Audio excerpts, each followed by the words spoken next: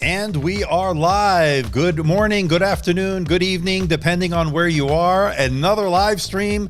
How is everybody doing? Wow, it's good to see everybody. We have 33 already, which is a good start. We usually gain momentum as the live streams goes on. I missed a show last week. I had to go to San Diego to pick up my son from camp, which he had a good time, and it was great. It was nice weather there, much cooler than it is here in Las Vegas. Yes, I am in Las Vegas, and right now it is 10:47 a.m. Pacific time. So I didn't want to miss out on having a live stream. I wanted to make sure I made up for last week. I will have one tomorrow as well at the regularly scheduled time at 9 a.m. Pacific time. So make sure you set your alarms for that, because we're going to go over some really good stuff tomorrow. Today, I'm going to talk about the HP Pavilion Aero 13, a really nice 13-inch laptop that has a nice processor. We're looking at the AMD Ryzen 4800 with Ryzen 7 4800U, and you can see it here on the two bottom shots. You can see the side shot here, and then of course the top-down shot. It's a Zen 3 based chipset, so that's going to be really good. I still have a lot more testing to do. I did a few initial tests. I will have my unboxing and first look video coming up very soon. But before that, before we get into that, let's say hello to a few people. We have 41 of you watching. Good to see David Moore in the house. Good. I like the fact that you like the show. That makes me feel good. Thank you. Good evening to Andy Kyler. Good to see you, my friend. Constantine, and I don't know how to say your last name, but good welcome wherever you are. I'm glad you're here. Kay, the same for you. I was waiting for this one. Yeah, this is going to be a good one. Thank you, Guillermo. Very kind words. We don't need the music right now, but that's just the intro music, of course. Please review the 5600 processor-based laptop as well. Well, I can't control that. This is what HP sent, and it has the 5800U. We'll go over the SKUs. We'll go over what's available right now. So we're going to get into the price as well. Adam, just give me a second. Let's get everybody filed in as people start to file in. Let's just see the view count on the screen. Hopefully it works, and there it is. We got 45 of you. So again, not really planned. I wanted to make up for not having a live stream last week. Now, a couple of housekeeping notes. I am streaming this in 1440p. So if you want to have the higher frame rate, or the higher rather, and frame rate and resolution, bump it up if it looks good. It looks like our bandwidth is holding up so far. Knock on wood. Hopefully that will stay that way throughout this live stream. Also, hit that thumbs up, people. That helps this get spread out over YouTube. It helps the algorithm. It helps me get more views. More views obviously leads to channel growth. You can help out the channel financially if you want to do so by becoming a member of the 3 tiers. Hit that join button below. If you want to help out the channel in other ways, we got super chats, super stickers will get you priority, get you to the front of the line as far as your comments and questions. And there's other ways by just watching, of course, subscribing to the channel. Make sure you hit that subscribe button and hit that notification bell. That also is a way for this channel to grow. Now, with that out of the way, I did have my first look review of the Dell XPS 17 9700, or 9710, I should say, 9700s from last year. And I'm a little bit surprised on the negative reaction that I got from it. A lot of hate towards me, a lot of hate towards Dell and Intel, and I don't know why. It's a really nice laptop, premium design, gorgeous display, a good processor, that Core i7 11800H, the numbers are there, it's looking good. RTX 3060 GPU. I'm not really sure why people are hating that. I like it. I think it's a great laptop, and it is definitely in the running for the laptop of the year. Now, can you see me and hear me okay? Let me know. Looks good on my end, but I just want to make sure everything looks good on your end. So let's start off. And Superman is asking, let's see what he's asking. What's the TDP on the HP? I don't know. I didn't even look at that yet. Usually they are pretty conservative on that hand. Yeah, I just got it. In fact, I just filmed the unboxing part of it. So that video, the unboxing and first look video, I think I'll do 1 or 2 videos. I haven't decided yet. I will release that either tomorrow or Monday, depending on my schedule, how much I get done. So let's take a look at what we have here. Let's go to the top down. This is the HP Pavilion Aero. And as you can see, this is a logo that signifies that this is not their top of the line, like you find with the Envy or the, of course, the more top of the line, the flagship, which would be the Spectre line, but it has a really nice hinge. This is a magnesium chassis. It is an all metal design, which is really nice. And it is a silver, nice finish on it. It is pretty light. We'll get into this. I think it's like I don't want to give you the wrong number, like 2.48 pounds or maybe even less. So what is that, 1 point something kilograms? We'll get into that and more coming up. This has the Ryzen 7 5800H processor. It has a full HD plus display, 16:10 aspect ratio. And we're looking at 1920 by 1200. And I love this, the fact that this is not a flagship, it's a more of a mid-tier laptop, and you're getting the 16:10 aspect ratio.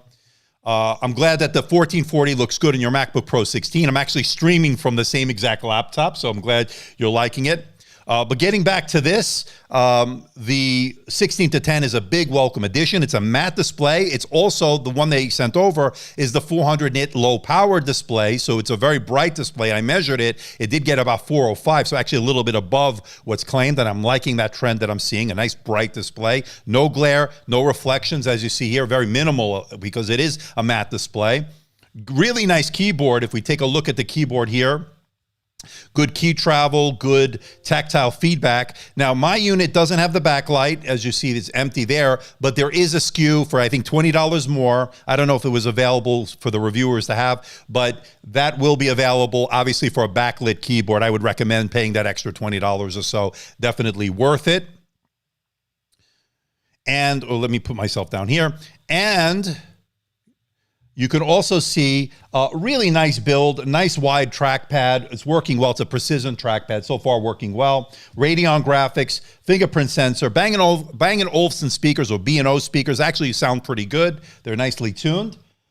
Really a lot to like here. And as you can see from this display, a very, very nice display. Now, this is a 13-inch display.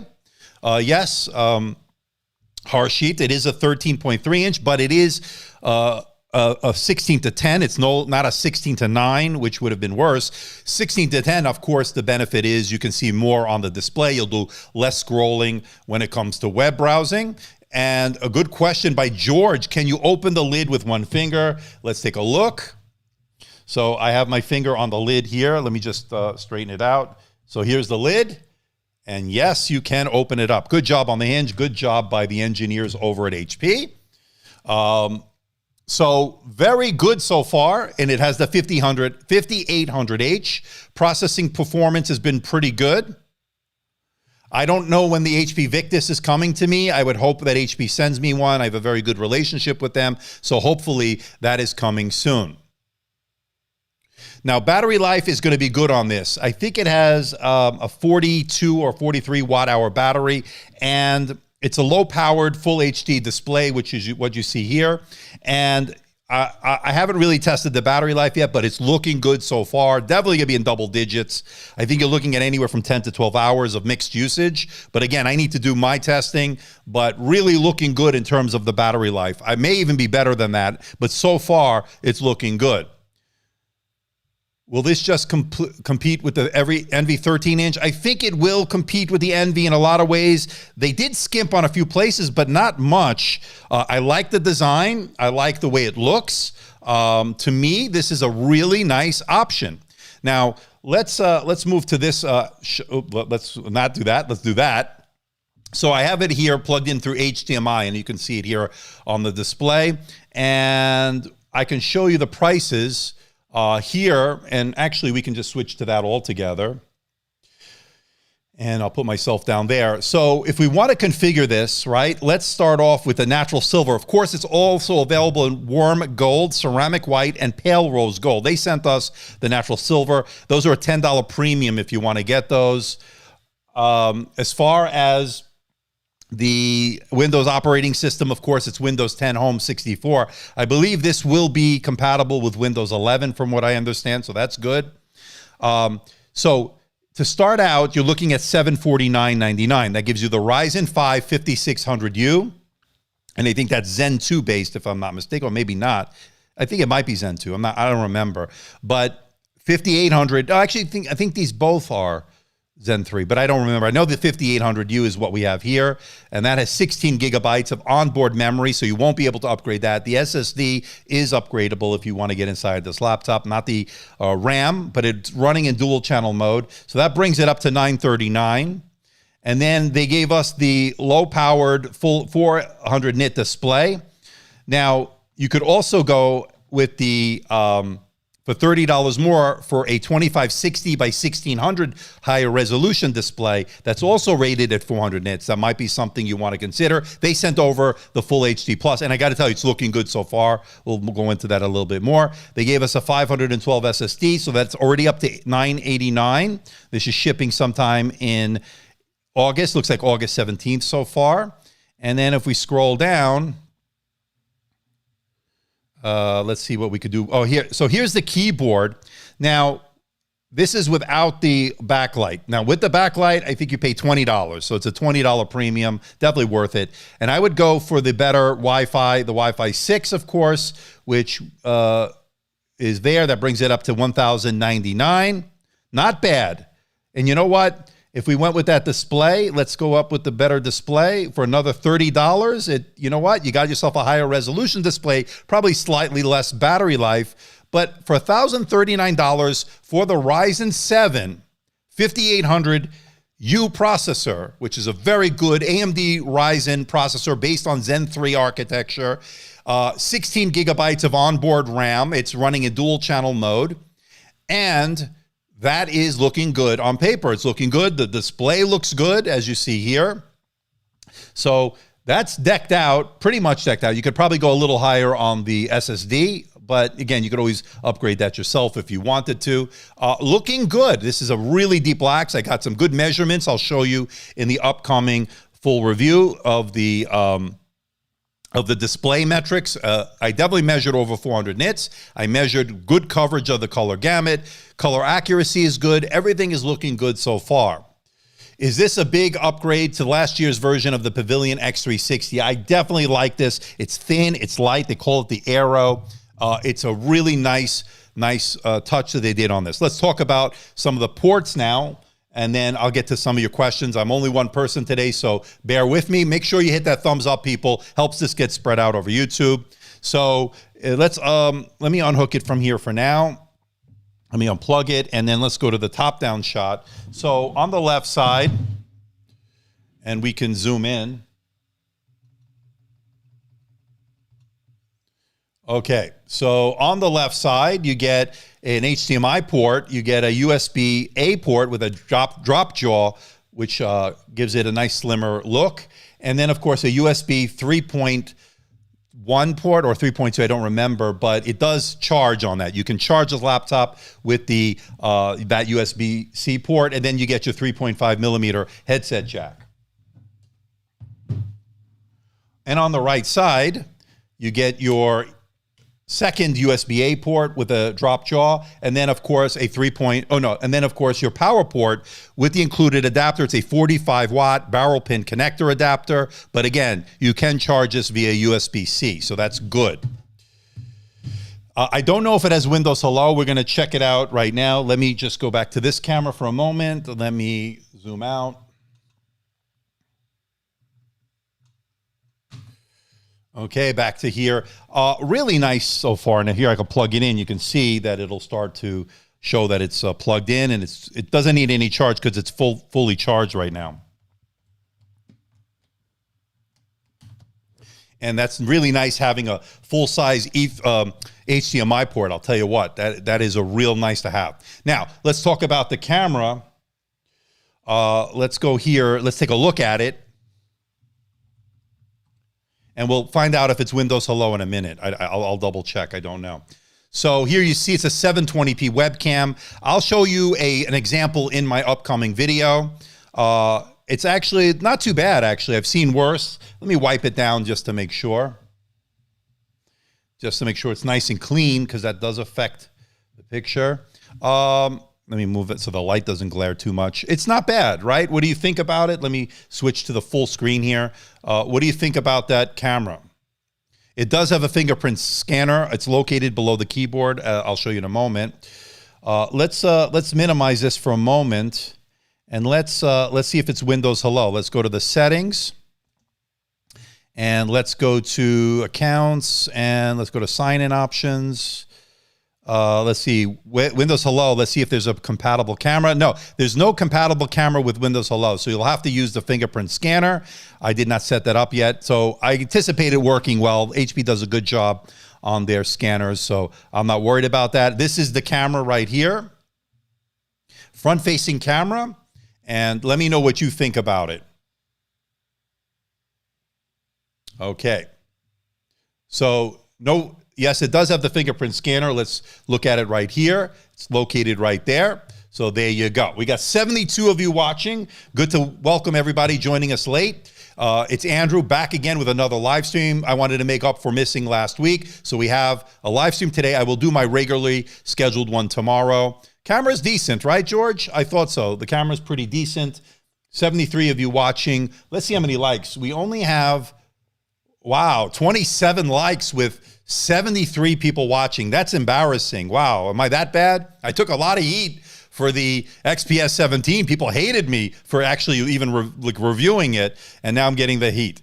I just went over the price, Parvez. If you rewind in this live stream, I'll keep it up live for a replay.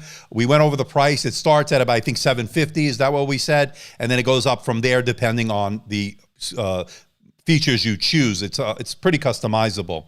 But price like this, you're looking at a little bit over $1,000. You can go up only $30 more. You can get it with a QHD display, 2560 by 1600. That might be a good option for those that want a higher resolution display. But I gotta say, this display is looking good so far. The camera's not too bad. I've seen a lot worse on more expensive laptops, and that says a lot about that. Performance is looking good. We got the 5800H. No, I wish the 5800U. It's a Ryzen 7. And you're looking at about 1,000 pounds, Adam? Is that what you're looking at? Probably. Availability, we talked about a little bit. Let me go back to this. It looks like it's shipping in the second week of August 17th. And right now, if you skew it the way I decked it out, it's at $1,039.99.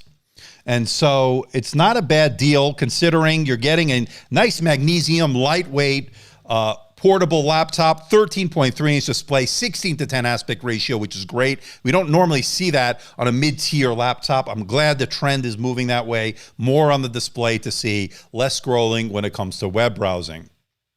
Do you think HP will replace the NV13 with this laptop, or they just produced the 14-inch NV from now on? I don't know. They haven't shared their plans with me, at least. I don't think so. I think the NV line has a nice niche, and they really have it slated where it needs to be, right below the Spectre line, and I think it's very popular. It sells well. I don't see them moving away from that. I am waiting on an HP NV15, by the way, for this year, waiting for that to ship, so as soon as I get any information on that. I'm glad, Hardik, you liked the video. We now have 38 likes. We have 75 of you watching.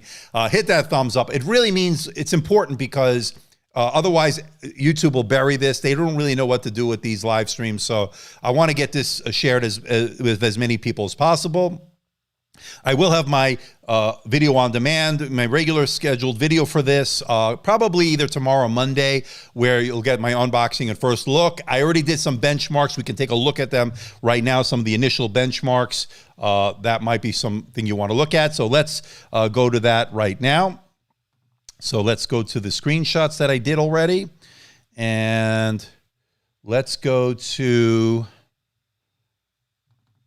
Okay, so I did two, this is without it plugged in. So I noticed some performance differences, and I still need to do more testing on that.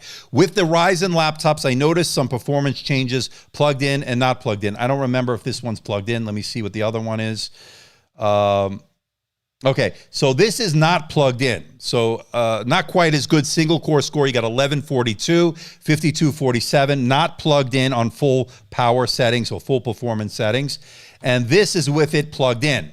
5649 multi-score, and that's a lot better, and 1332 single core. Now, what I noticed is the single core is not quite as good as the Tiger Lake scores that we normally see with their Core i7, 1165 G7. There's a little bit less, which we expect, but we're seeing a little bit higher on the 5649 with the multi-core, and this is where Ryzen really does well. But again, only when you're plugged in, you'll get the maximum performance.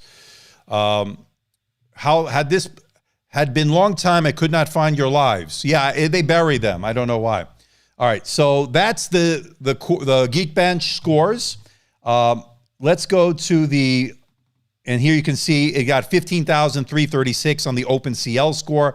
That's a test of the graphics on this. It says integrated Radeon graphics. Pretty decent score there. And then when I unplugged it, it did significantly less. Look at that, almost half, or not quite as half, but 45, 40%, 8819, as you can see there. All right, so when we start looking at other things, we're looking at the Cinebench R15, and you can see it here, 74.94 frames per second. Again, not quite as good as the integrated XE graphics, but the integrated Radeon are definitely good, but they're not going to be as good as we're going to see closer to 100 with the XE, comparable. And this is with it plugged in. I didn't test it without it plugged in. I still have more testing to do. But it really shines on the CPU side of things. It does better than the Tiger Lake U series. So it's 1265 here. Not bad. And then if we go to the Cinebench R20, 2946. I just did one test of this. I didn't really get more time to do more. And there you go, 2946. Pretty decent score once again. And I started to do the R23, but I ran out of time. But I was able to do the multi-core CPU score, and that's 7385. And again, pretty decent scores. But I think I'm going to have to do that. Some people, Andres is saying, some people get bored with the latest laptop configurations. That's why you and many others don't have the thumbs up deserved. Right, so why punish the creator? We have 47. Look, we got 82 of you watching and only 47 likes. Either you don't like me or you don't like the laptop or both. But hit that thumbs up, people. Come on. This takes a lot of work and time. Good evening to Drupad Patel. Good to see you, my friend. Is it worth upgrading from a laptop with a Ryzen 7 3700U and a GTX 1050 to this? Well, the 1050... You know what? That 3700U, this runs circles around that. So maybe for the CPU alone, yeah. And the GTX 1050 is a little dated at this point. So maybe this might be one for you to consider. What do you people think? Let us know. I think AMD is now far better than 11. That's not true. See, Rakesh, here's the problem. And I think I pointed it out. Let's go back here. I love AMD, you know that. But let's talk real facts. So where you're going to see, the performance differences in the multi-core, right? So this is a good example. So we're looking at this plugged in, of course. Not plugged in, you're not going to do quite as well with the AMD, and that's something I noticed. I did ask AMD, or actually I didn't ask it. Somebody who in the press asked it yesterday. I was in a briefing on this laptop. Why is there a disparity between when it's plugged in and as far as the AMD CPUs and when they're not plugged in? Why are we seeing this difference in performance, and they were very coy about it. They didn't give us a solid answer. But I'm showing you the facts here. So the facts here are 74.94 frames per second on that OpenGL on the Cinebench R15 means that is not quite as good as the integrated Xe graphics you get with Tiger Lake on the 11th gen. So there, the Xe graphics beat this out. On the similar test, you're going to get 95, 100, 105. You're only getting about 75 here with what I did here. And this is the 5800U. Now, where you'll see a much better, or I don't want to say much better, a nice improvement where AMD shines is on the CPU side, where you see 1265 CB. So what does this mean? If you're doing intensive graphics stuff or more intensive graphics stuff, then you're better off, I think, with the integrated Xe graphics on the 11th gen Tiger Lake. If you're doing more CPU intensive stuff that needs multi-core, and not everybody does that, obviously AMD is ahead in that game. So is one better than the other? I don't want to say one is better than the other. It just depends on what you're doing. So that's where that's my take on it. And I'm dealing with the numbers here. I'm actually dealing with this stuff. The laptops are here, and I'm just telling you what I'm talking about. Carlos is saying, nice content. Thank you. You're one of my favorite YouTubers. Thank you, Carlos. That means a lot. Got a nice round of applause from me. It's always nice to hear. Let's start scrolling. I'm missing a lot of your questions. I haven't seen any super chats, so if you want to do a super chat, go ahead. I don't want to miss any. Super stickers get you in the front of the line. This is really power limited. So Marcelo, again, thermals on this, I haven't even tested. I don't know what the deal is on that yet, but I got to see what this is going to show us as far as thermals. But these are decent numbers. I expected a little bit higher, but then again, I just got this. Maybe there's some updates I need to put on in this, but looking good. I like it. Can I say this is better than the 11th gen? No, not graphics-wise. The numbers say different. The Tiger Lake integrated Iris Xe graphics, you're going to get about 95 frames per second on that test, or 100, what I'm seeing, whereas the equivalent here, you're getting about 75. That's what I'm seeing. The price is insane. Good or bad? Good or bad?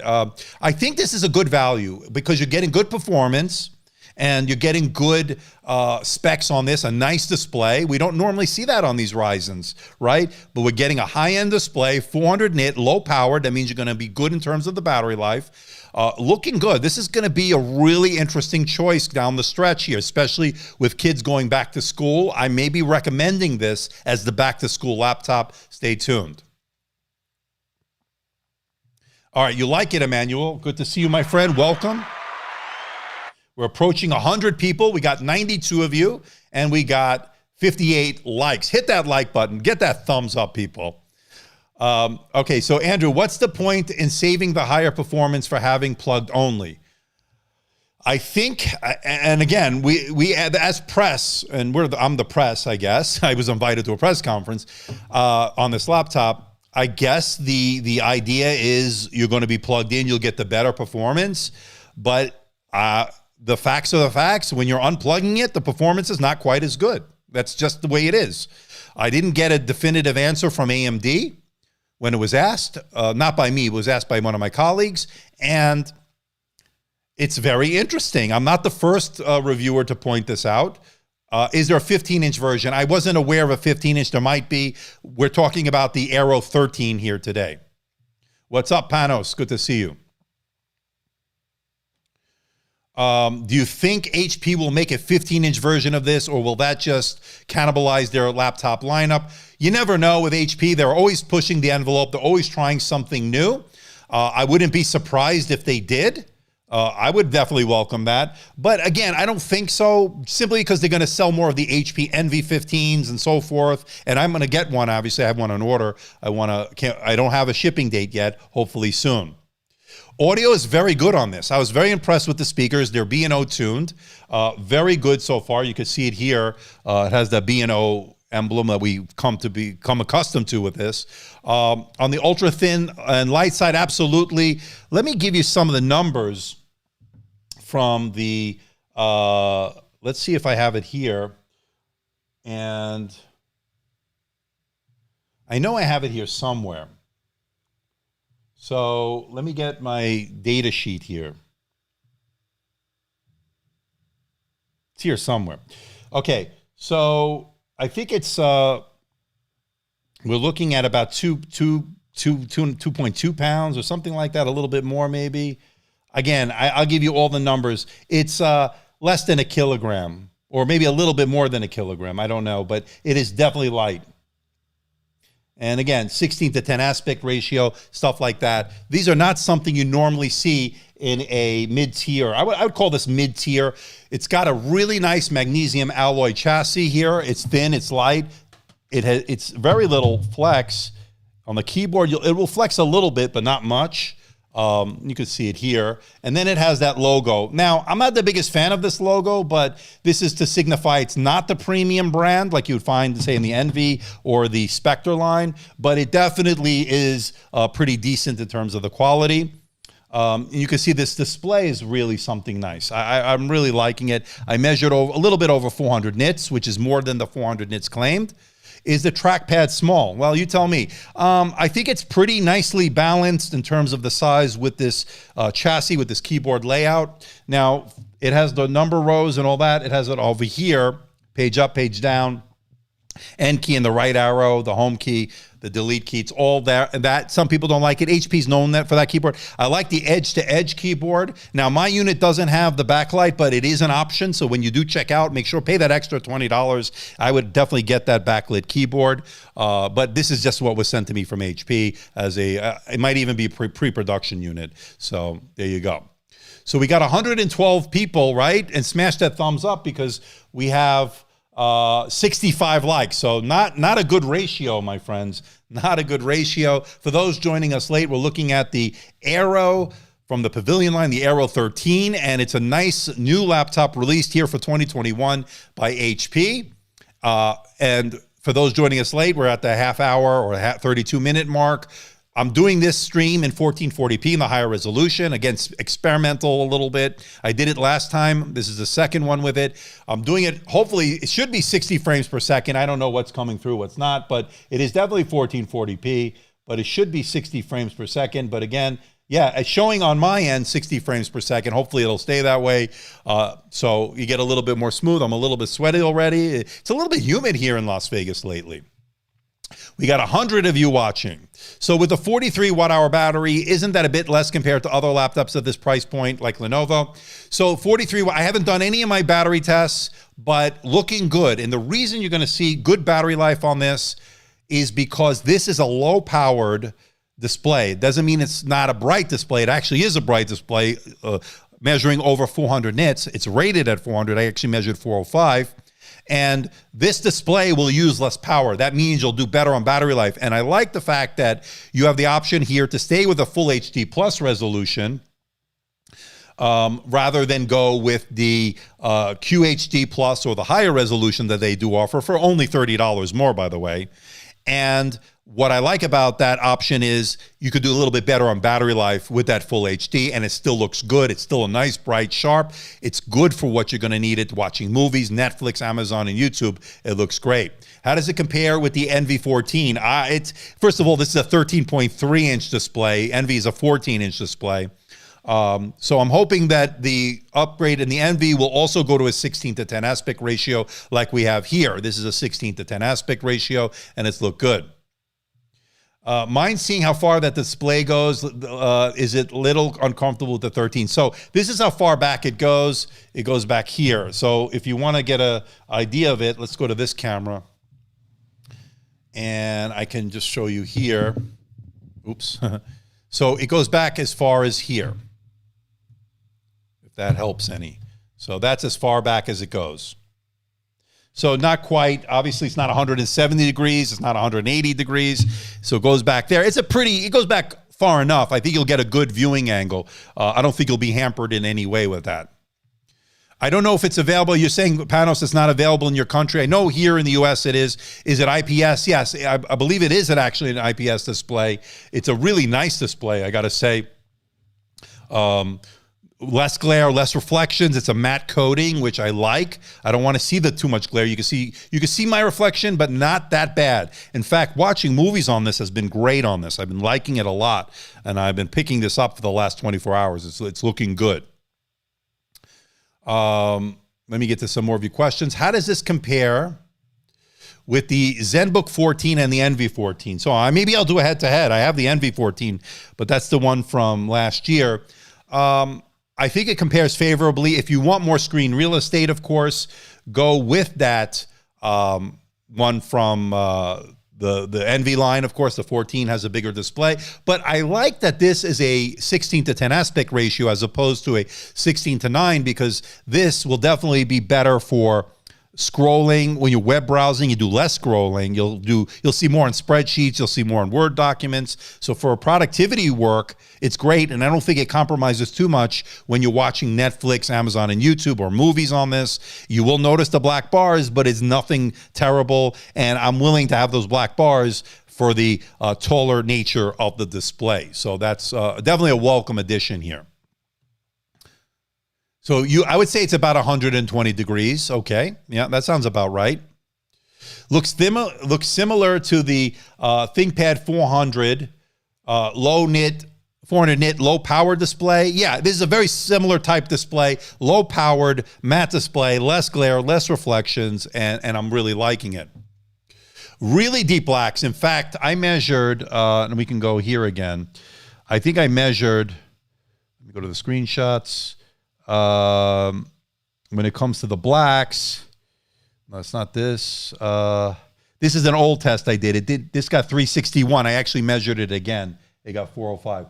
This has 0.36, but I think the second time I did it was 3.29, but I didn't take a screenshot. I will do it again.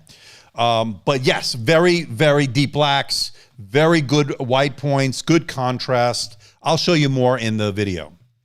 It has deep blacks. It definitely looks awesome. Sorry I came in late. What version of the Ryzen processor and Vega graphics is this? So let's take a look. So we have the Ryzen 7 5800U. Let's go to the system specs here. Ryzen 7 5800U with Radeon graphics. It's got the integrated Radeon graphics. I don't know. Did they tell you? Let's see here. Let's go to Device Manager. Display adapters. It just says Radeon graphics. But if anybody can go into tell me which exact, is it the Ryzen? Is it the Radeon Vega 8 or whatever? I don't remember. But it's 16 gigabytes of RAM. It is soldered into the motherboard. You won't be able to do that. But yeah, it's pretty good specs for the price. And I know a lot of you are asking for AMD. Well, here it is. You got a nice AMD laptop here. So there you go. All right.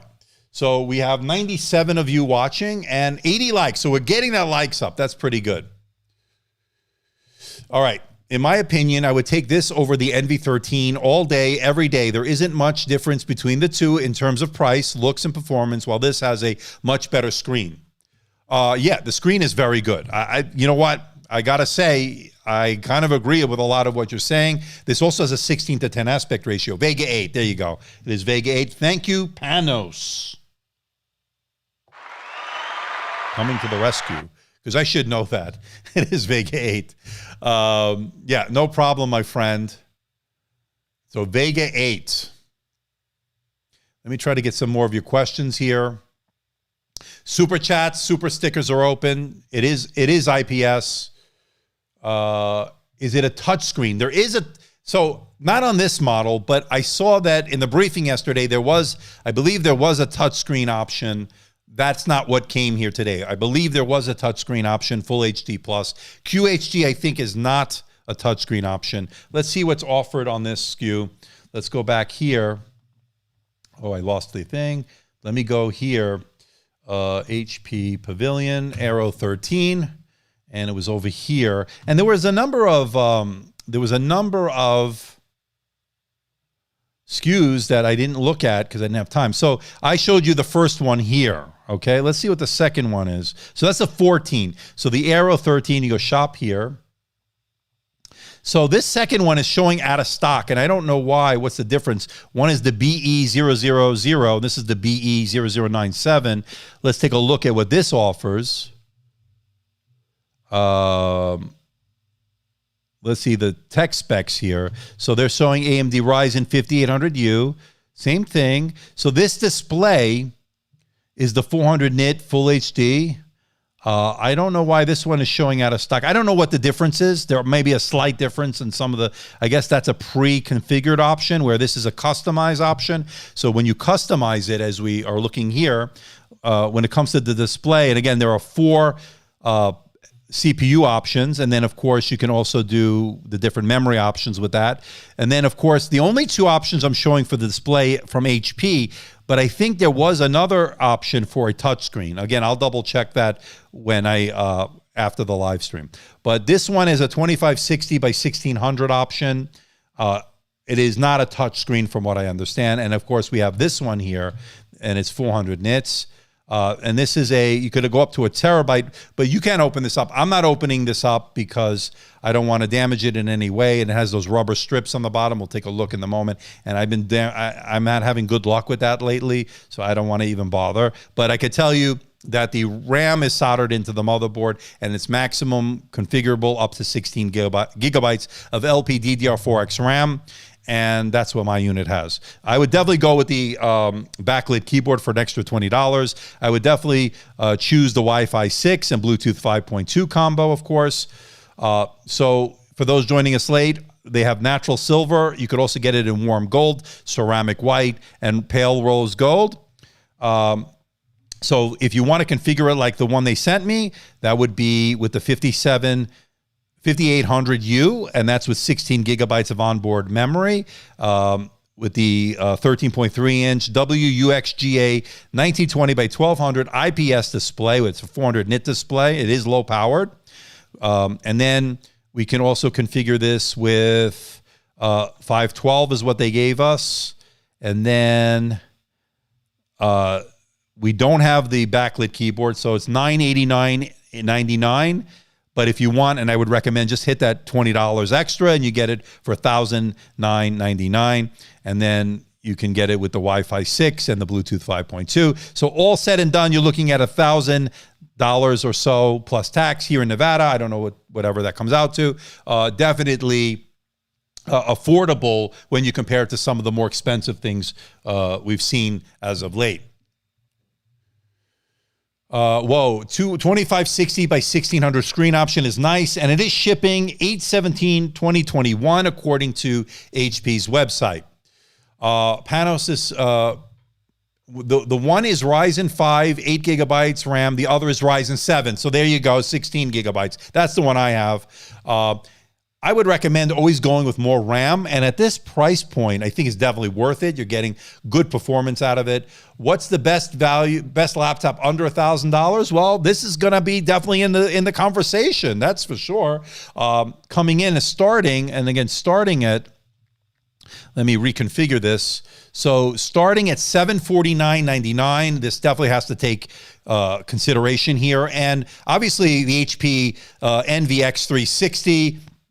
Is definitely one that you want to take a look at. The 13-inch model, which is in comparison to this. 15-inch is a different ball game. It's a bigger display.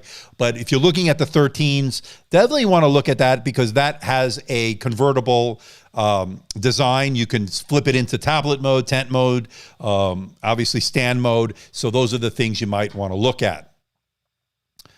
Max is saying, and if my Russian is bad, I read and write a little bit Russian. He's saying, and I hope I'm not, this is not, and again, I may not even understand this, is he's saying Ruski's Russian, and I don't even know what this guy's saying.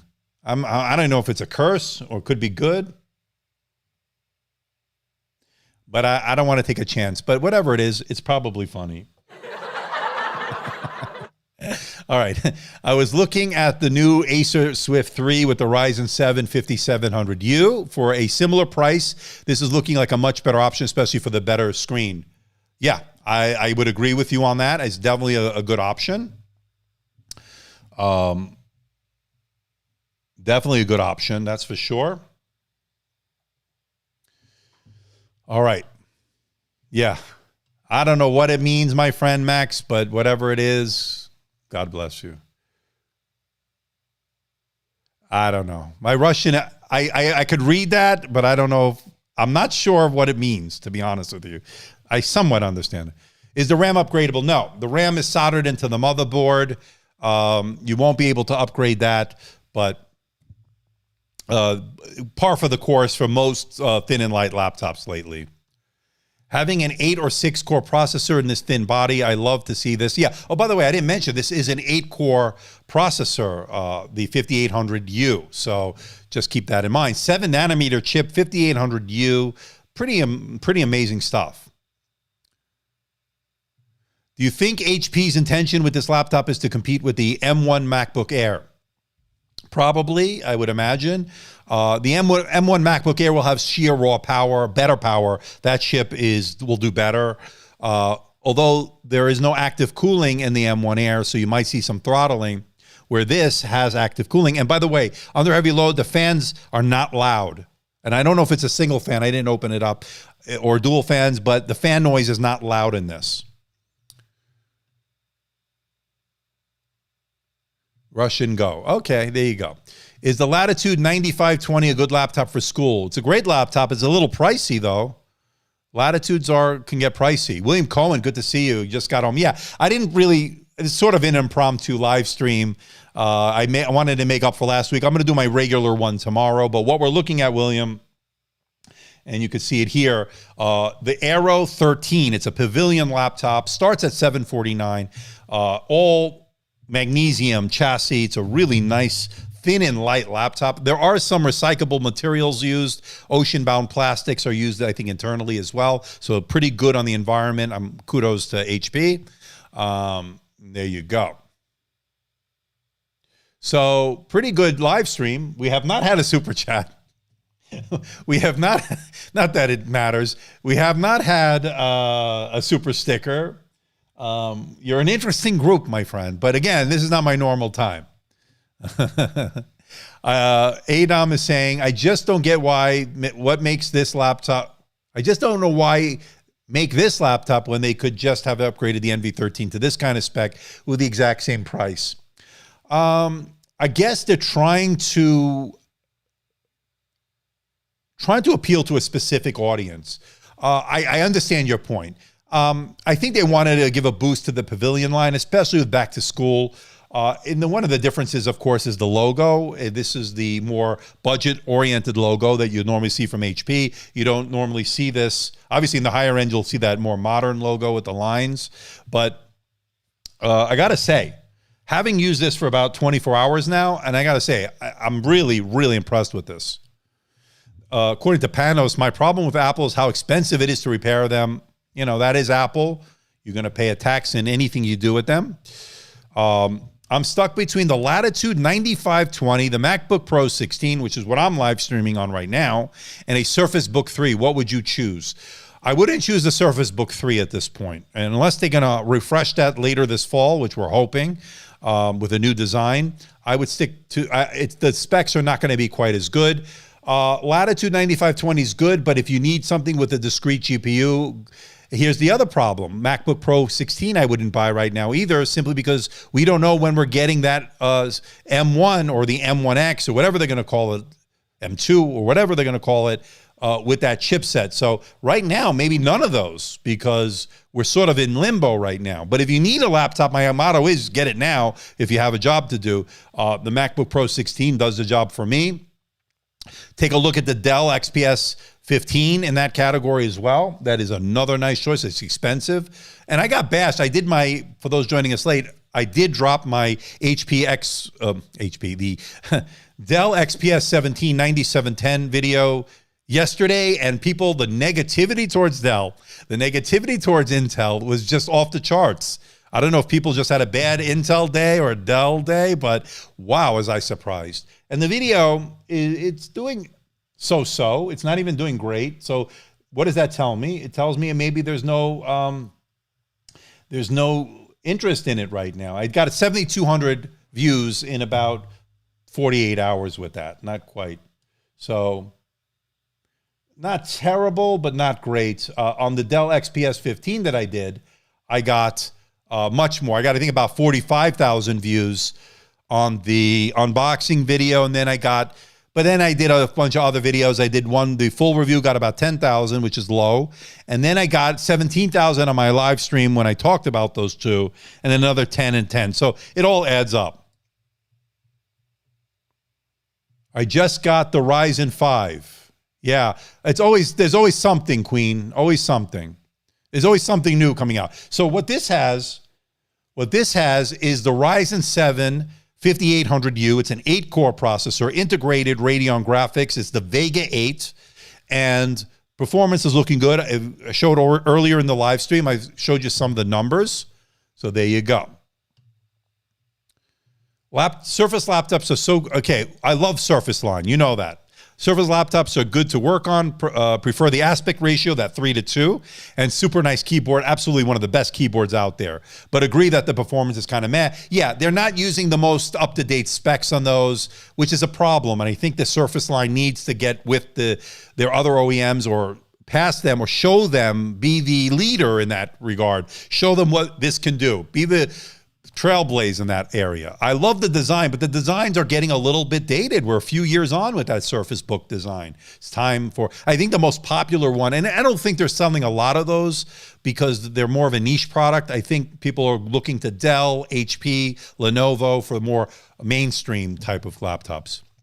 And again, you don't have Thunderbolt on those is another big issue for a lot of people. Thank you very much about the advice. We'll be looking for the new Dell XPS 15 or 17. Yeah, just check out my channel. I did extensive work on the Dell XPS 15 9510. I dropped my first video on the XPS 17 9710. So check it out.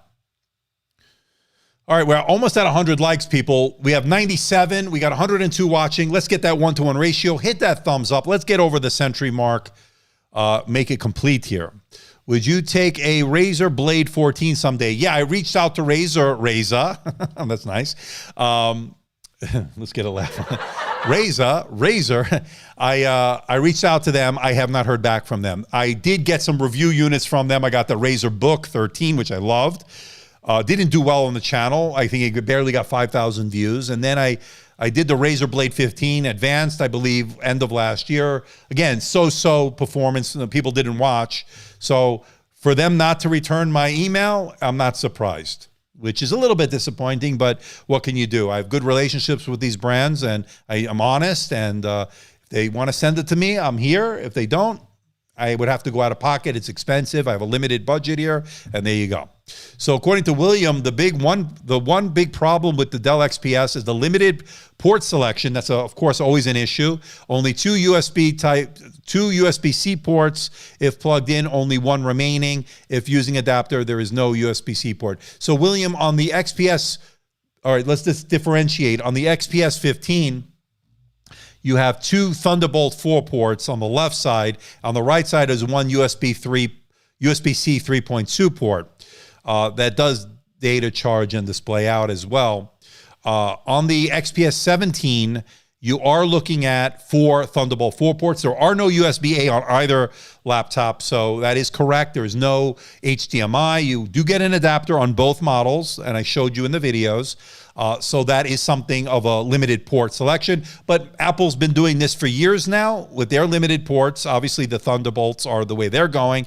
A lot of people followed. They want to slim down the chassis. They want to make it as light as possible. And they do sacrifice it. Now, they do sacrifice in that regard. But one aspect that they didn't sacrifice on, which I'm glad, full-size SD card readers on both, which is a welcome, especially for a content creator.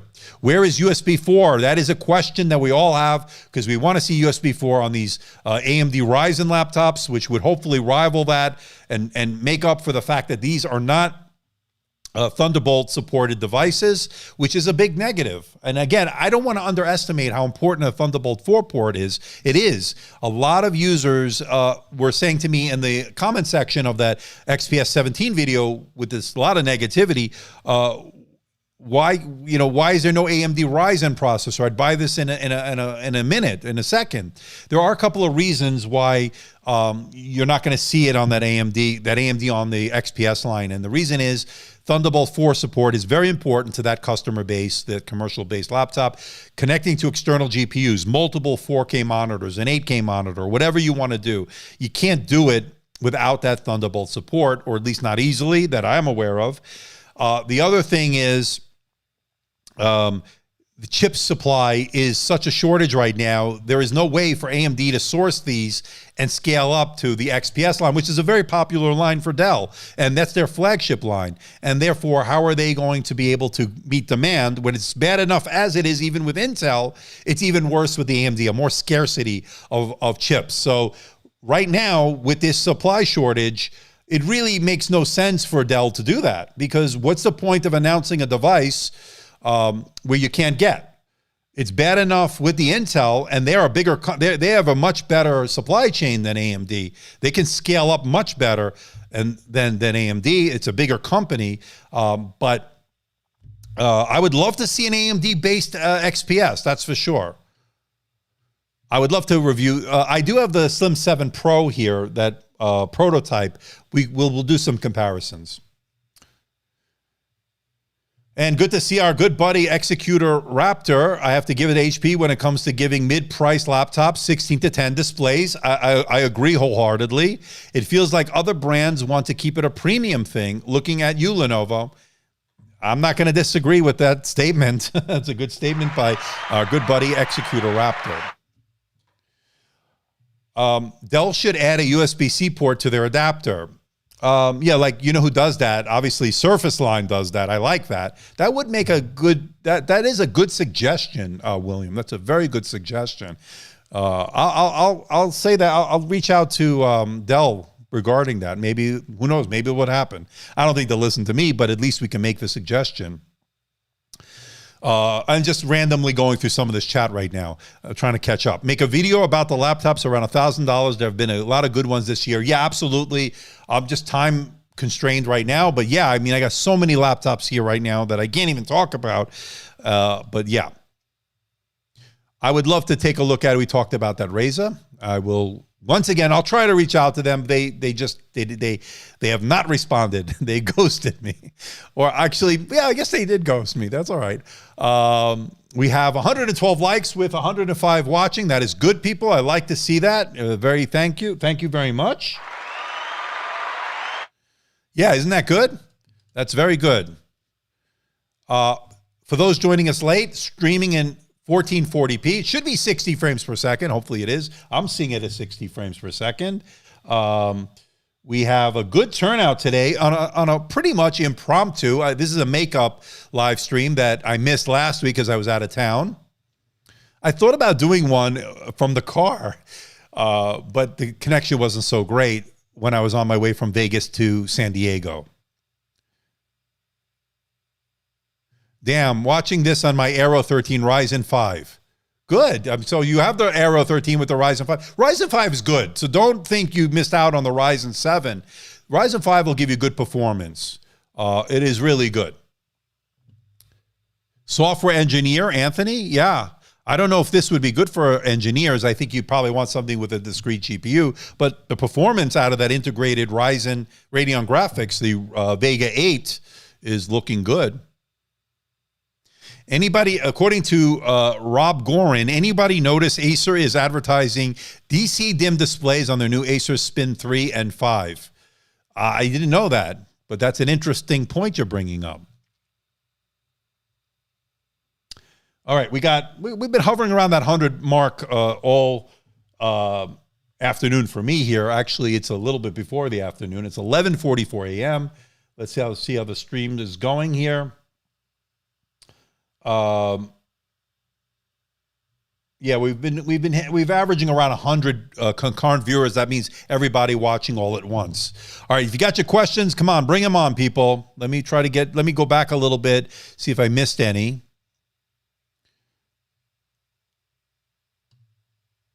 What's my favorite laptop this mid-year, all around and the best? I would have to go with a good general purpose laptop that I could recommend. It's expensive, but I like the Dell XPS 159510. I think it hits the spot with that OLED display. It is absolutely gorgeous. The Core, I don't think you need the Core i9 like I have, but having the Core i9, it's a little bit of a bump, although you do have a little bit more heat. Get it with the Core i7 11800H. Now, is the GPU the best? No, it's the RTX 3050 Ti, which is good, not quite as good as the RTX 3060 that we saw in the bigger brother, the XPS 17. I like the XPS 15 as my mid-year choice. Now, if you want a bigger laptop, the 17 has got to be in that conversation as well, the 9710. So according to Executor Raptor, when configuring your Aero upgrade to Wi-Fi 6 and Bluetooth 5.2, it doesn't cost extra. Like I said, it's a no-brainer there, right, Executor? Just do it, and then you got it there. I would definitely pay the $20 for the backlight. Should it have been included? Of course. Don't nickel and dime your customers, HP. But $20 is not a big deal, at least not from some people. Some it is, I guess. Every penny counts. But it would have been nice to give you a backlit keyboard on the whole line, every SKU. I definitely would go with that. Best gaming laptop this year so far. So I haven't tested any of the... I have a Tough book here that's pretty good, but that's more of a budget gaming that I'm going to do a video on. I just got that. I also have, that's a 17-inch gaming laptop. I also reached out to Asus as well for some of their more high-end gaming stuff. So I'm still waiting on that. It's tough right now. They have a very limited amount of review units. I'll get more into gaming stuff. We'll talk more. I have more to say on that very soon. Dream laptop. Drop your specs. So that's like a loaded question. We're going to start with the Dell XPS 15, although I would like more ports. USB-A, HDMI included on that would be maybe a dream laptop. The display is perfect. In fact, I hit the jackpot when it comes to displays. If you saw that video, 100% across the board when it comes to the color gamut. I have not seen that. Extremely low Delta E score, meaning it's a very color accurate display. So if you're a content creator that does color grading, Photoshop, Lightroom, Premiere Pro video editing, DaVinci Resolve, that kind of stuff, you're going to love the Dell XPS 15 with that OLED display. According to Andy, he's got the 9310, which is one of my favorite 13 inches. That has the OLED. I have it here. Upgraded SSD, 512 is not enough. Got it on sale for £1,259, right? Pounds. Yes, that's pretty good. That's a pretty good deal. Considering the high-end specs. That is a wonderful laptop. I reviewed it already. Check it out. I dropped it a couple of months ago, and it's on my channel, so check it out. And I agree with Andy. It is a great laptop. Good choice. So according to Carl, good to see you, Carl, HP Envy is the consumer-oriented high-end, although I would say yes, and then I look at it like this. Spectre is 1, and then Envy's 1A. It's just a rung below. Spectre is their flagship, just like the XPS line is the flagship to Dell. Okay? And just like on Lenovo's side, but not on the consumer side, so the consumer's a little bit more blurred with the Yoga line and so forth, with the Idea pads, and then you have that. But then you have on the commercial line, of course, their flagship would be the X1 Carbon Gen 9 for the thin and light. And then, of course, the X1 Extreme Gen 4, which I should be getting hopefully mid-August, hopefully, if Lenovo comes through with sending me the review unit. So just stay tuned. Mode is saying Lenovo IdeaPad Gaming 316 Ryzen 5. Yeah, those are good specs, my friend. Those will be really good, and they won't break the bank either. Best value laptop this year till now. Well, you might be looking at one of them right here. The Aero 13 has got to be in the running for that because you're getting a great display, a 16:10 aspect ratio, which is huge for me. That's a must-have now. I think I've moved to that aspect ratio as my go-to default aspect ratio. You've got some really premium magnesium build on this, thin, light, checks all the boxes, good port selection. Really, there are no downsides. Starts at $750, goes up to about $1,100 at most, not quite even. So really, this might be the one for the under $1,000 to recommend. Again, I have a lot more testing to do on it, but so far, I'm very impressed with it. We already hit the hour mark. We have 119 likes. That's good, people. We got almost about 196 people watching. Or now they're showing 103. That'll catch up on the screen in a moment at some point when it refreshes. There we go. 101. Yeah, so looking good, people. Looking good. So good to see everybody. There we got a different little perspective here. We're now doing this on a Saturday just to make up for last week's live stream. Let me move this up a little bit. Actually, I'll keep it there, the 101. I have not any burn-in, and I know that's been another issue for people. Has there been any burn-in on the XPS line? And I have not experienced too much, any burn-in, actually. I shouldn't even say too much. I have not. Again, I've had the 9510 for about 3.5, 4 weeks almost, and I've had the XPS 17 for about less than a week, or about a week. Did I get it? Yeah, less than a week. And I got to say, no burn-in so far. The displays are good. Now, the XPS 17 is not an OLED display. There is no OLED option, at least not this year. Samsung makes these displays. They don't make a 17-inch OLED variant, so that's why you're not seeing it. But on the 15-inch XPS 15, you're definitely seeing a very nice display. Good coverage. Again, good coverage of the color gamut, good color accuracy, bright, sharp. Everything is looking good on that laptop. So there you go. Will the Adam is asking, will the HP Envy 15 have the RTX 3050 Ti? Yeah, the one I have on order, I don't think it's the 3060. It might be the 3050 Ti. I don't know. Now I don't remember. I think when I went to order it, it wasn't available with the 3060, although it was showing as an option, it wasn't available. So I think I went with the 3050 Ti, but don't quote me on that until I get it. Again, you never know what you're going to get.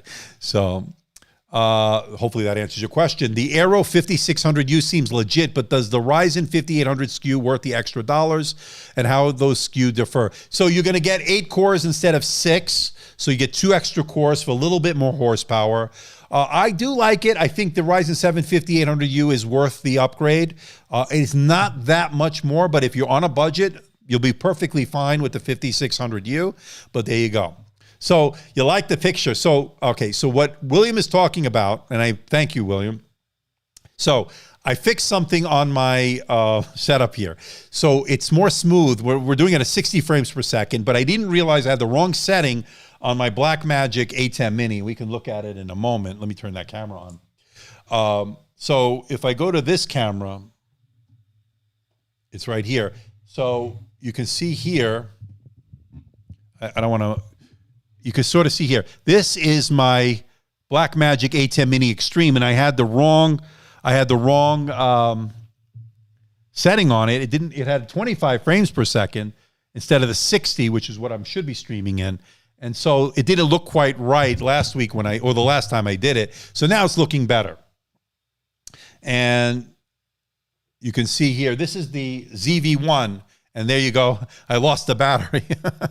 Just when I needed it, of course, the battery dies. That's one of the big problems of the ZV-1. I didn't charge it. But there's a new camera out, the Sony ZV-E10, I believe, right? And that has an interchangeable lens and so forth with the Sony E-mount system, which is going to be good. But anyway, I digress. I forgot what I was talking about. But yes, the picture does look better on this. And let me know how the stream looks. Does it look good? And it sounds good. I know William likes it, and I trust his opinion, so there you go. All right, so Ash Sheree is asking, the best 2-in-1 under $2,000, still the Spectre 14? I would say yes. It's still fantastic. I still grab it, although I'm busy reviewing all the newer stuff. But that Spectre 14 has a 13.5-inch OLED display, the one I have, 3000 by 2000 resolution. It's absolutely great laptop, thin, light, really nice design. You got the gem cut. Some people like it, some people don't. I happen to like it, and there you go. I don't know about this. This is very kind of you to say, my friend Mador. You have the best live stream setup on YouTube. No, they're a lot better than mine, but I think I'm improving the quality. I want to step it up a game. So I appreciate that, though. It is a kind sentiment. That's very nice. What if AMD implements Thunderbolt, if that's a possibility? We'll talk about that in a moment. Natively in their mobile CPUs, would it be over for Intel? So, okay, so Intel actually owns the Thunderbolt property. So the intellectual property, the licensing, it's all Intel. They own it. So there's nothing stopping AMD from licensing that from Intel. My guess is, of course, politics comes into this. why would Intel license their technology to AMD, which I think is a mistake in some ways, and it's not a mistake in other ways, but they're probably not doing it because, you know, they don't want to give an advantage to their competition, and they are competitors to each other. So we're not seeing that. Now, the hope is the USB 4 will obviate the need for Thunderbolt 4, right? So it could do a lot of the same things, but it's just not, we're not seeing it anywhere. We were hoping this year. I don't know whether it's the pandemic, supply shortage, of course, has played a big part in all of this. So, you know, it would be game over at that point if they did have Thunderbolt support with these AMD mobile chips, but that's not happening, my friends. It's just not happening, and that's one of the reasons you're not going to see it on a XPS 15, an XPS 17. You're just not going to see it. So we got our first super sticker of the day, and he's got that cool sticker, all right? And it's from our buddy Andy with 2 euros, not euros, 2 pounds, right? That's 2 pounds. And I thank you, my friend, our first super sticker of the day. And I appreciate that. Overall, according to William, overall, HP still seems to be one of the best values for money of all these laptops. Absolutely. HP's killing it. They got a nice variety, especially on the consumer line. I think they're doing great, especially with the Spectres we've been seeing the last couple of years. The quality's been good. I like what they're doing in the Envy line. That's another great quality line from HP. And then, of course, when you look at something like this, which is the Pavilion line here, you're looking at another step up in the right direction. Because really, you're getting at under $1,000 potentially. It's starting at $750. You're getting a great design. It's a magnesium alloy design. You're getting a 16:10 display right here. You're getting the build quality. You're getting everything you want in a premium laptop without the premium price. And it's thin, it's light, it really is portable. I think they've hit a home run here. Then they put in a Ryzen chip here. You can see it here, the Ryzen. It's got Radeon graphics, the Vega 8. So really, there is a case to be made here that this might just be the laptop of the year for the budget sector or the mid-tier. I would say this is more mid-tier because you are paying over $500 for sure. You're looking at $750, and if you can get this on sale at any point, I would grab this in a moment. Now, you can get it in the different colors, as I mentioned, but I like that natural silver. It's classy, it looks good, and it doesn't show any fingerprints whatsoever. Now, some people may not like the logo. It's not their more premium logo, but yet it still looks good. It's embossed in there. It's got a nice shiny look to it, not overly obnoxious or anything, so it's looking pretty good. So I'm absolutely liking this laptop as a good value proposition. Hey man, just wanted to ask, should I get a MacBook Air M1 16 gigabytes or an Asus G14 Ryzen 9 1660 Ti for light video editing and coding for college? That's a tough question because the MacBook Air M1 is passively cooled. There's no active cooling on that. So you may have some performance issues after about 10 minutes of work. Something with a discrete GPU, like you're saying with the G14, the Ryzen 9 is going to give you great performance. Maybe that is the way to go. But then you have to decide, are you on the Mac camp? Are you in the Windows? Depends on what platform you're using. Do you want to do Final Cut Pro? That would, of course, be the Mac side. If you want to use Premiere Pro or DaVinci Resolve, that's both platforms. So there's so many factors that go into that. And according to Madur, I would personally think don't go for the MacBook in India. In the long run, you'll regret your choice. Again, that's a personal choice. I cannot tell you which one. I'm platform agnostic, but it just depends on what your need is, what your use case scenario is. We got an even 100 of you watching right now, and we've got 127 likes. We're doing this now at 1 hour and 14 minutes. I don't know how long we're going to go today, but I'm having a good time. I like the way the stream looks. It's a nice 1440p, at least for now, 60 frames per second. I don't know what YouTube does with when it gets published as a replay, but it's looking good so far. My bandwidth, knock on wood, has held up so far for 1 hour and 15 minutes, so that's been pretty good. So looking good, folks, looking good. And for those joining us late, if you want to help out the channel, super stickers, super chats, help out the channel. I can get your question heard first, although I'll answer your question anyway. it's not required. And then, of course, we have memberships. We have 3 tiers that helps out on a monthly basis.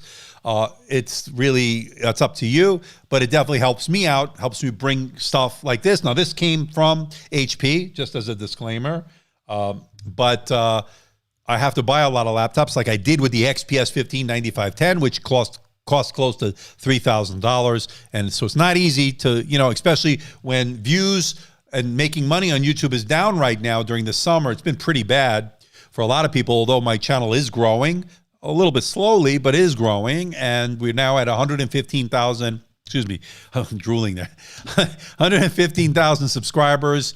We're going to make 116 probably this week at some point. That's good.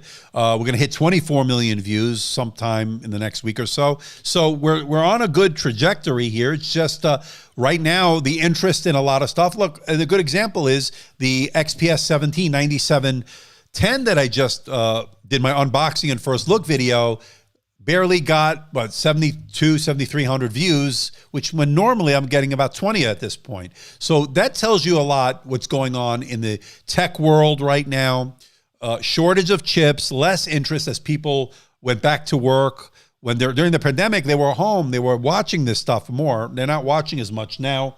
So anything helps at this point as far as helping support the channel. We're in good shape, but we want to take it to the next level. So we'll see how that all goes.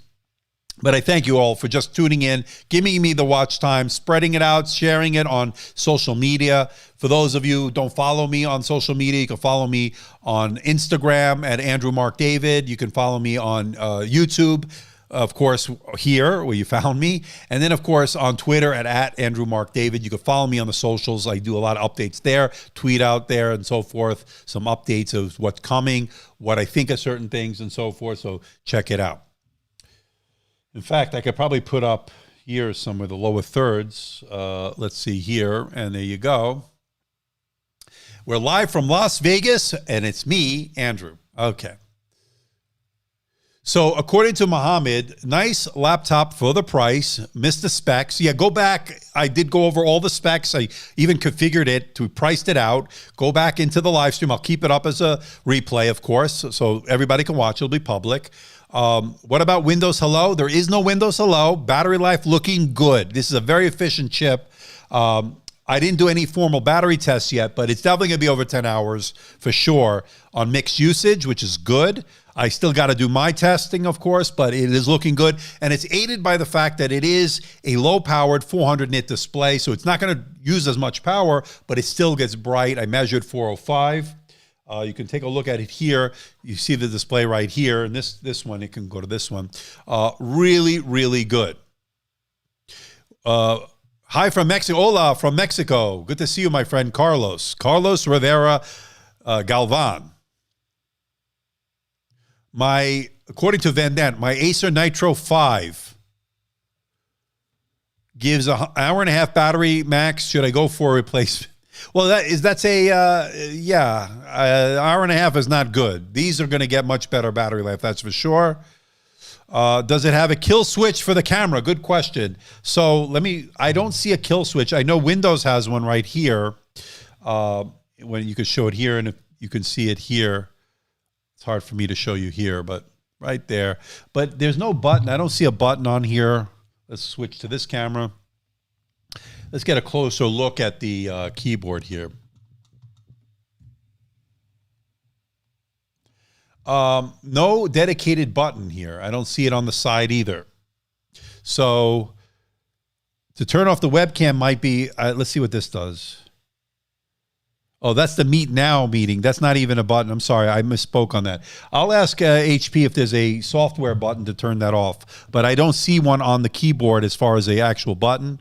There's a fly in here. I don't see one, so I'll find out.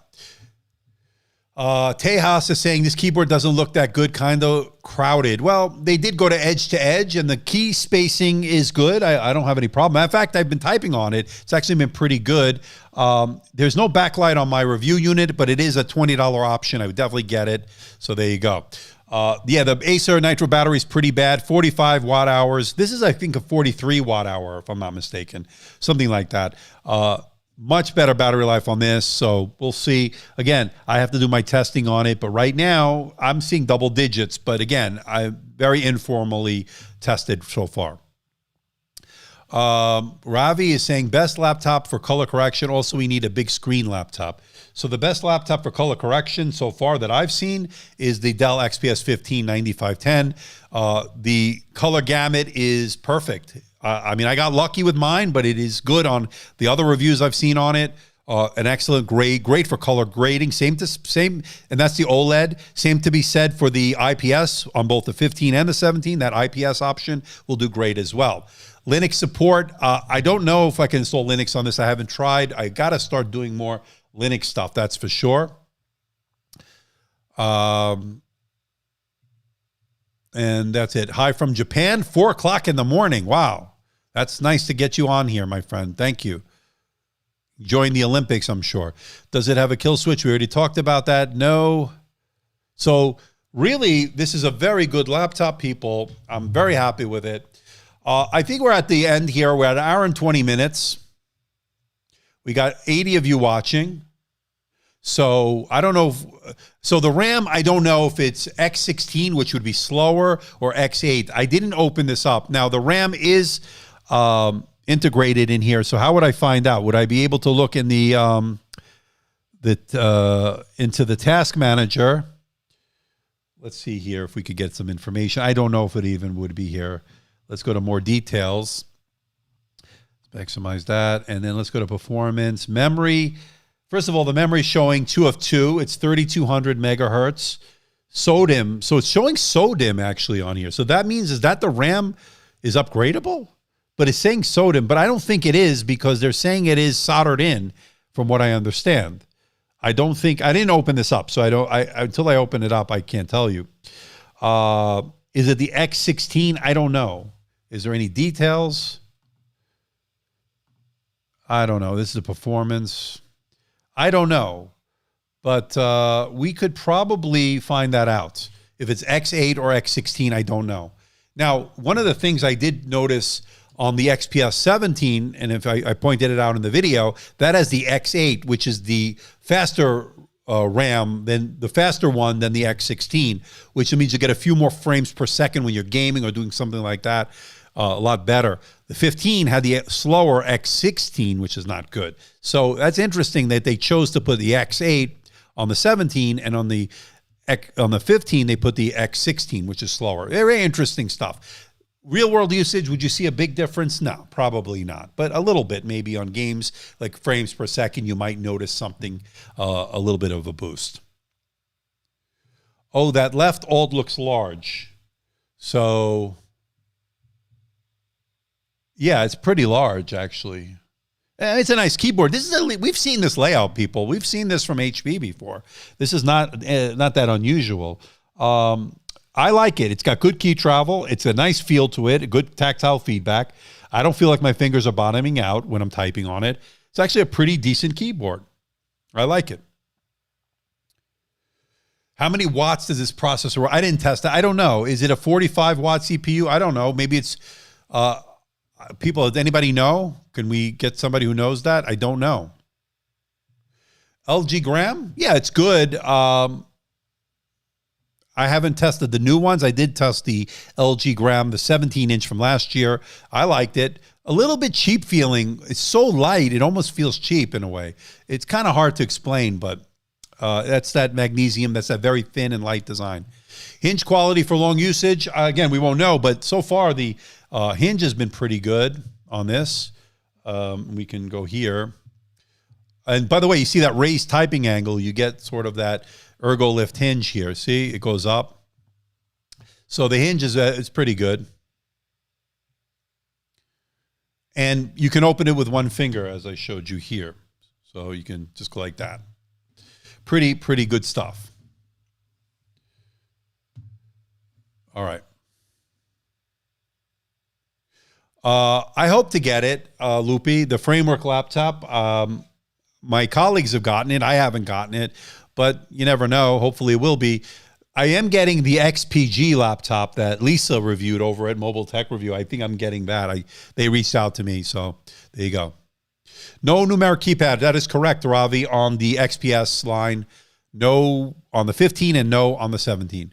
Any flex on the top panel and keyboard. So let's talk about this for a moment. Any flex? Let me zoom out a little bit. So flex, very little flex. There's some, you can see a little bit, not much. On the lid, it flexes a little bit. Not really. It's pretty solid. I got to say, the build has been pretty good. And it's also pretty lightweight as well. I've been surprised. Again, hence the Aero name. There you go. There you go. And then, again, this display, the bezels are pretty thin. I don't really have any complaint on that. And the camera was pretty good for a 720p. Speakers are good. The speakers are good. I'll talk more about that. I've been surprised how good they are. They're Bang & Olufsen branded, as you see here. And, yeah, it's good. Good to see you, Ariane, my friend. How are you? Everything could face wear and tear, my friends, everything. But so far, it's looking good. It's looking good. What Ultrabook did you recommend for productivity instead of the Yoga 9i, Intel, or AMD? What Ultrabook? Oh, well, you got the HP Spectre 14 is one you want to definitely look at, the X360. The Dell XPS 13 9310 is a definite top-of-the-line one you want to look at. No Thunderbolt with AMD, so no Thunderbolt on this. So those are some of the Ultrabooks you could look at. All right. I think we're at the end. We're at almost an hour and a half. Let's start wrapping it up here. So this was a very good live stream, my friends. And what a way to end it. This was the Aero 13, the Pavilion. Pretty good, my friends. So I will be back tomorrow at 9 a.m. Pacific time, our regularly scheduled time for the live show. I will talk more about the XPS 17. We'll talk more about the Aero as I do some more testing with it today. I will get that video out probably, I would say Monday at the latest. I'm definitely working on it. I already shot a lot of it, so definitely on the way. But it was a great live stream. Thank you for showing up. I know it wasn't planned, but I wanted to make up for not having one last week. But it was good seeing everybody. And I will see you tomorrow on another live stream at the regularly scheduled time, as I mentioned. A lot of videos coming up, so make sure you smash that subscribe button. Make sure you are hitting the notification bell. You want to check that off because that is the way you'll know about my videos, or hopefully it won't get buried on YouTube. But until next time, people, I will see you tomorrow in the live stream, and I will also see you in the next video. Take care, everybody. Bye-bye.